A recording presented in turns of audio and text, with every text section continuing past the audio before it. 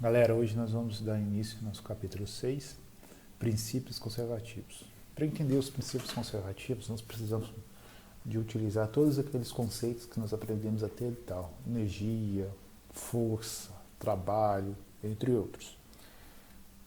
Desse conteúdo, que é vasto, né, princípios conservativos é um conteúdo muito vasto, nós vamos iniciar hoje com sistemas conservativos. O que seria o sistema conservativo? O sistema conservativo está associado com a energia mecânica. O que seria energia mecânica? Nós vimos que a energia mecânica ela é definida como sendo a soma de dois tipos de energia. Uma energia relacionada ao movimento e uma energia relacionada ao armazenamento, a possibilidade de realização de algum trabalho. Primeiro, a energia em movimento nós definimos como energia cinética e energia de armazenamento e energia potencial. A energia potencial ela pode ser dividida em energia potencial elástica e energia potencial gravitacional. A primeira delas está relacionada a corpos que têm alguma elasticidade, alguma deformação. E a segunda, energia gravitacional, está relacionada com a atração gravitacional entre dois corpos, como por exemplo qualquer objeto que está próximo à superfície da Terra. Bom, sistemas conservativos vão ser aqueles que a energia mecânica ela é constante, ela é a mesma para todos os pontos. E para entender um pouco mais sobre o que é sistemas conservativos, nós podemos ter um exemplo, como este que está ilustrado para vocês. Eu tenho aqui uma superfície, que tem diversas alturas, ilustrada aqui por essa barra vertical, e eu coloco aqui um corpo de massa M, um corpo massivo nessa posição M, nessa posição A. Inicialmente tem a velocidade inicial igual a zero, então V0 igual a zero.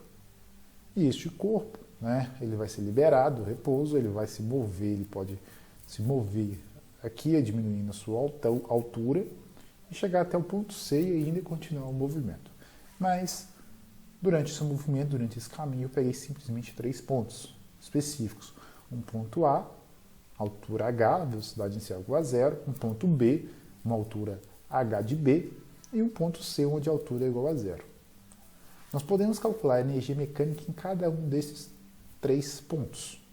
E nós sabemos já que a energia mecânica nesses pontos vai ser dada pela seguinte equação. A energia mecânica é igual a energia cinética mais energia potencial. Logo, a energia mecânica no ponto A vai ser simplesmente a energia potencial. Então, é simplesmente a energia potencial gravitacional. Por quê? Porque nós não temos velocidade. Então, essa equação é simplesmente mgh. Já a energia mecânica no ponto B, ela é diferente dessa energia, em fórmula, porque nós temos uma altura diferente. Agora, nós temos uma energia potencial gravitacional, devido a essa altura, mas também uma energia relacionada ao movimento, que é energia cinética. Assim, nós temos mghb mais mvb ao quadrado dividido por 2. Então enquanto o objeto vai diminuindo a sua altura, ele vai ganhando o quê? Ele vai ganhando velocidade. Já a energia cinética no ponto C, ou melhor, a energia mecânica no ponto C, vai ser simplesmente a energia cinética. Por quê? Porque nesse ponto C, a altura é igual a zero, logo a energia potencial é igual a zero. Então nós temos aqui massa vezes V de C ao quadrado, isso tudo dividido por 2. Tá? Então são essas as energias de cada ponto. Vou definir que a cor verde vai corresponder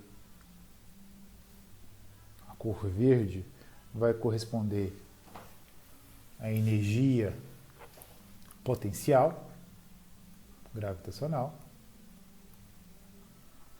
Então, cor verde corresponde à energia potencial gravitacional. A cor vermelha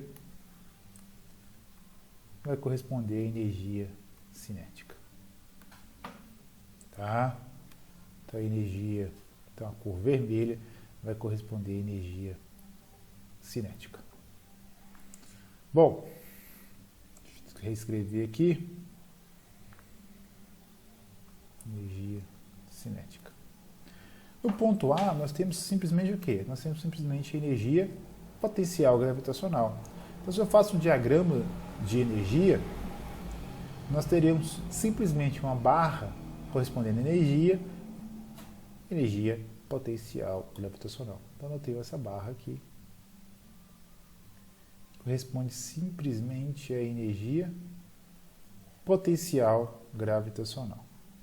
No ponto B, né, onde nós temos uma metade de uma altura, nós temos também energia potencial gravitacional e energia cinética. Então, nós temos dois tipos de energia. Então, aqui nós temos uma energia potencial, né? Aqui não ficou.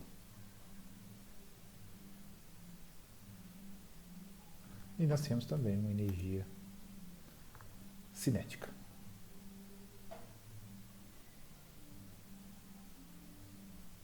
Tá? Já no ponto C, nós não temos mais energia potencial, nós temos simplesmente o quê? Energia cinética. Note que eu tentei desenhar aqui, né? E manter sempre a mesma altura aqui, ó, para todos esses três estados. Essa altura aqui corresponde ao valor da nossa energia mecânica. E a energia mecânica em todos os três pontos tem o mesmo valor. Logo, a energia mecânica é energia constante, é uma quantidade constante. Bom, se ela é uma constante, se eu calculo uma diferença de energia, tá, que eu vou definir como sendo energia mecânica no ponto final menos a energia mecânica inicial, este valor dá quanto? Se ela significa que esses valores são iguais. Se estes valores são iguais, esta equação aqui tem que dar um valor nulo, um valor zero. Tá? Então, o sistema conservativo é aquele onde a energia, ou a variação da energia é igual a zero. Por quê? Porque a energia mecânica ela é constante.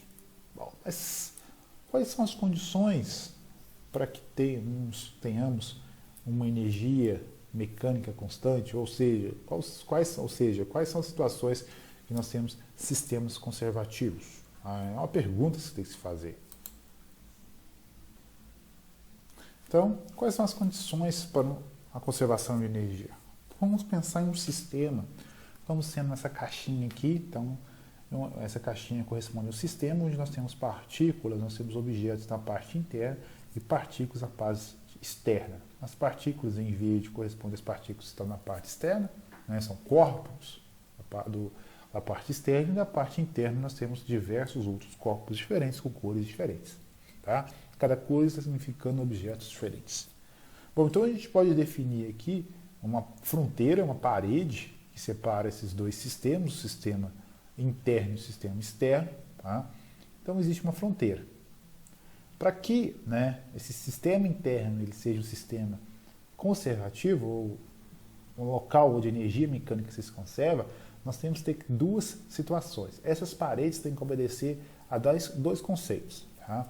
Ao primeiro conceito, que é o sistema fechado, e o segundo, que a gente chama de sistema isolado. O que é um sistema fechado? O sistema fechado é aquele que impossibilita a transferência de energia da parte interna com a parte externa. Tá? Logo, né, é impossível ter uma troca de energia. Então, energia da parte externa com a parte interna e o mesmo da parte interna para externa. Então, impossibilita essa troca de energia. Tá? Sistema fechado, nós não temos trocas de energia com o meio interno e o meio externo. Além disso, né, um sistema fechado é aquele que impossibilita que uma partícula entre no sistema, tá? Então essa partícula verde não consegue entrar, e muito menos uma partícula de fora consegue sair deste sistema. Então, novamente, essa troca de partículas não é possível para o sistema fechado. Então, são as duas condições. Né? Não existe trocas nem de energia e muito menos de partícula entre esses dois sistemas. O sistema que é chamado isolado, ele impossibilita a existência de interação entre os dois sistemas interno e externo. Significa que uma partícula que está aqui na parte externa, como essa verde aqui, não interage com nenhuma da parte interna. Tá? As únicas interações, forças, né, que a gente pode pensar assim, as únicas forças que podem acontecer são forças internas entre essas partículas que estão dentro desse sistema. Então, uma partícula de fora não consegue interagir com a partícula interna e a partícula interna não consegue interagir com a partícula externa. Tá? Então, são essas condições para um sistema ser considerado um sistema que tem energia conservada, um sistema conservativo. O sistema tem que ser fechado, o sistema tem que ser isolado. Não há trocas de partícula, não há trocas de energia e não há interações entre as moléculas externas com as moléculas internas. Tá? Então tem que ficar bem fixado esses dois sistemas, essas duas condições. Como eu falei de interação de força, né, não pode ter forças de uma molécula interna com a molécula externa, só forças internas, tá?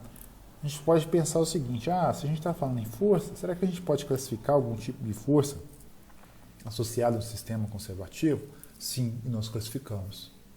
Nós chamamos de forças conservativas, aquelas associadas a sistemas conservativos. O que seriam essas forças conservativas?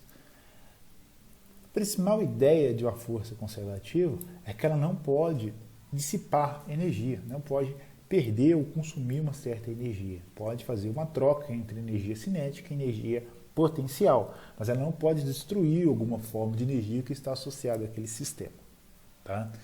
Pensando assim, vamos pensar um sistema bem simples, onde eu tenho duas cidades, tá? Ou diversas outras cidades.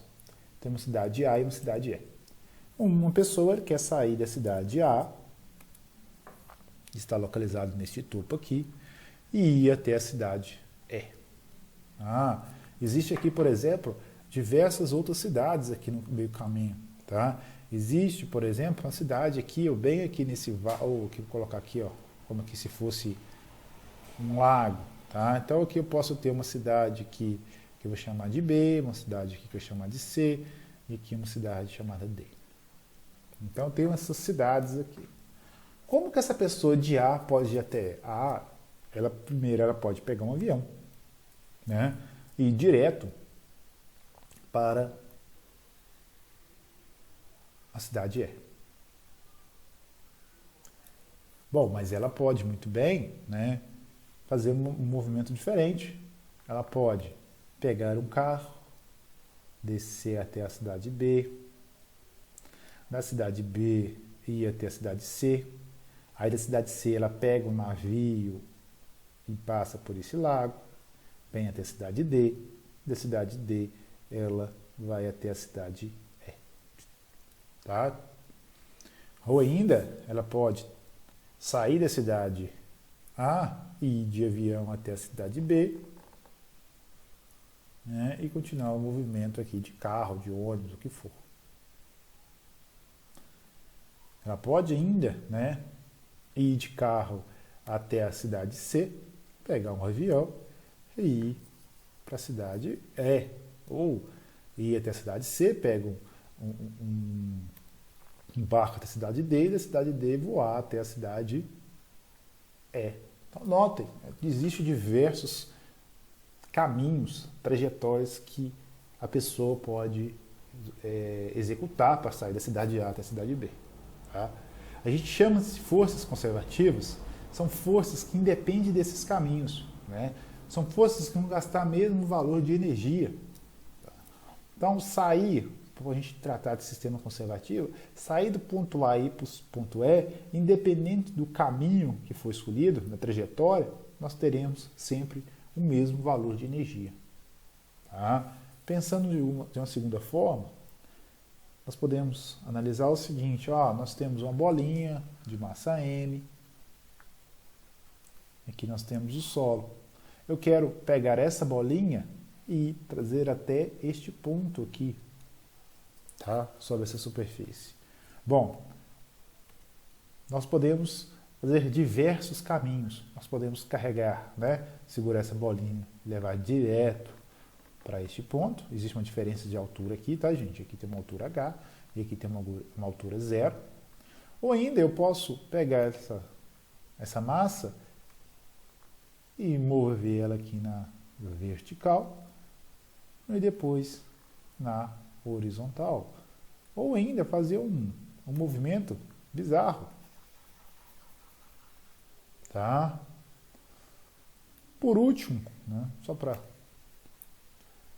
ficar mais claro, eu posso fazer um movimento assim em altura maior, voltar, depois descer e chegar até o ponto que eu queria. Né? Quando eu faço esse movimento aqui, a única força que vai de fato realizar um trabalho vai ser a força peso. E essa força peso é considerada uma força conservativa. Ela independe desses caminhos que estão aí, dessas trajetórias, o seu valor de trabalho vai ser o mesmo. Tá? Forças conservativas são aquelas forças cujo trabalho realizado independe da trajetória. Todas as trajetórias terão o mesmo valor de trabalho. Tá? Logo, o trabalho vai importar simplesmente com a força conservativa da posição inicial e da posição final. Tá? Portanto, o trabalho, né, para executar este movimento em vermelho, em azul ou em verde, né, terão o mesmo valor. Tá? Eles serão iguais. Independe da trajetória. Isso é considerado uma força conservativa.